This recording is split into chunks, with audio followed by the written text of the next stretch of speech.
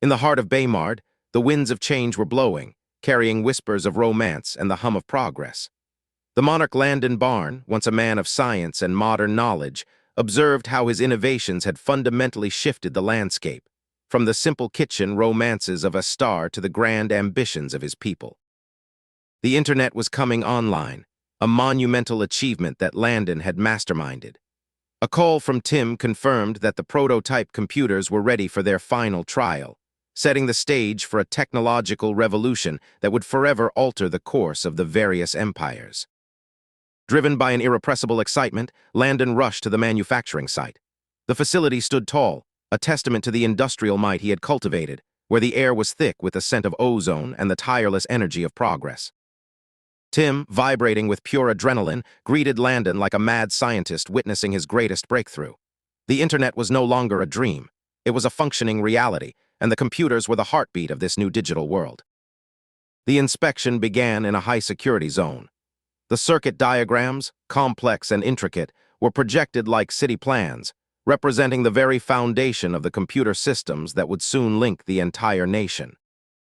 The ministers, though initially skeptical of the seemingly redundant designs and complex layouts, were slowly being ushered into the world of microchips and silicon wafers, a clean process far surpassing the standards of any medical theater. As the inspection continued, debates flared over the design of the keyboards and the utility of the mouse.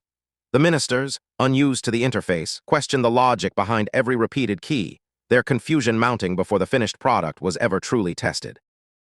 An hour later, the atmosphere in the room shifted entirely. As they operated the machines, the brilliance of the interface silenced all complaints. The mouse, the directional keys, and the software applications transformed their skepticism into sheer, unabashed delight. The ministers were now bickering over internet browsers, Chrome, Firefox, and Edge. Landon watched with a secret smile, realizing the digital age war had arrived in Baymard before the launch had even officially commenced. With the hardware validated, Landon focused on the operational maintenance. From specialized cooling systems to dust cleaning stations, every detail was accounted for to ensure the longevity of the machines that would power the new era of information. Phase 2 was initiated. Landon and Tim set the roadmap for the digital integration of every public establishment, ensuring schools, hospitals, and transportation systems were fully linked online before the massive official launch. While progress flourished in Baymard, dark clouds gathered elsewhere. In Shandon coastal city, a group of formidable, burly men arrived, their eyes filled with cold malice as they searched for the healers who had defied their bloodletting traditions. In the depths of a hidden dungeon, the traitorous apothecary Timberland was being ruthlessly interrogated. The Morgany Medical Society had arrived, and they were determined to crush anyone associated with the Baymardian healers who had threatened their fame and fortune. Unaware of the gathering storm, Landon spent his rare personal moments with his young sister, Cora.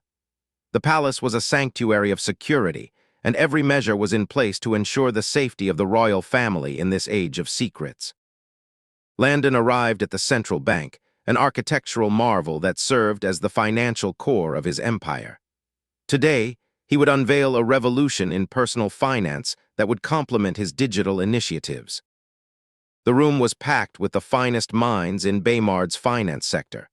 Landon stood before them, prepared to introduce the technology that would render traditional transaction methods obsolete.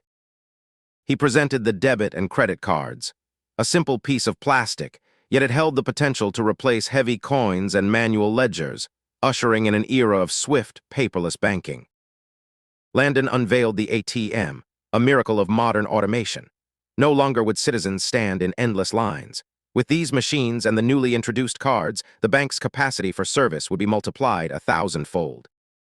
He demonstrated the ease of use: deposit, withdraw, check balance, and transfer.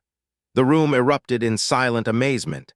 This was not just a convenience, it was a fundamental shift in how people would interact with their own wealth. But he wasn't done. He pulled out a point-of-sale terminal, the final piece of the retail puzzle. From taxi drivers to grand restaurants, these machines would allow for card transactions everywhere, effectively decentralizing the bank itself. Far from the lights of Baymard, head witch Jamila was consumed by rage. Her sacrificial plans had been derailed by the traitor's daughter, and the failure to capture her threatened to humiliate Jamila before her political rivals at the upcoming festival. Back at the palace, the young Tilda, Dina to those around her, struggled with her demanding academic schedule. She was a royal in training, a future monarch whose education was a secret mission of high importance. During her lecture, a strange, burning sensation flared at the back of Tilda's neck.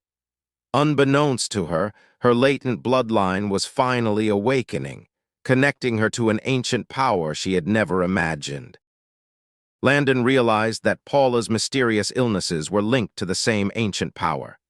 The Holy Core's keys were awakening, and with them, the terrifying reality that the enemy was hunting for descendants exactly like them. As Landon prepared for the coming conflict, the continent of Armenia was already engulfed in war. The forces of Adonis surged forward, their fanatical belief fueling their expansion, unaware that the true keys to ultimate power were already being identified in the shadows.